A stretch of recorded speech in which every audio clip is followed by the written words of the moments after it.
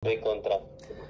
Hi guys, ngayon kausap ko yung kababayan natin na nandun ngayon sa New Taipei.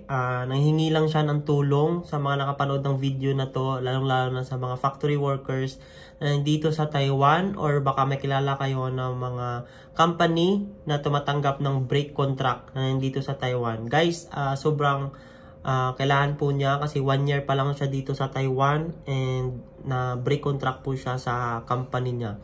And ito nga, kasapin natin si Kois Allen. Kois, ayun. Magandang umaga sa inyong lahat, mga kababayan. Hingi po sana ako ng tulong sa kung sino man po yung may alam na pwedeng ma-applyan ng trabaho o matuluyan ng temporarily shelter habang wala pa ako muna mahanap na work. Kasi bali nangyari sa akin dito is parang pinorse to terminate, pero hindi na,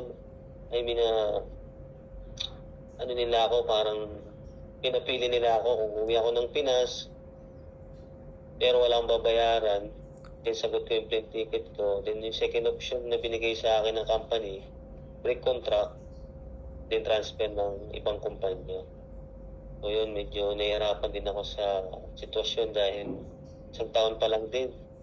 Then may lending pa kasi ako na binabayaran, kaya ngayon naghahanap din ako ng parang job na at na tuloy-tuloy na sa provide sa family. Then para dun sa lending na yun, yung remaining balance ko na mabayaran din. Ayun. So ngayon ako na din tulong. Yan yung maraming salamat. Yun guys. So, pa-share naman, meron kayong yung pag-share ng video na to, makatulong talaga sa kababayan natin na makarating ito. At least siguro kay Father Joy. So, kung sino may contact dyan kay Father Joy. So, grabe. Kailangan talaga ng tulong. So, yun lang guys. Salamat sa panonood and keep in touch. Bye.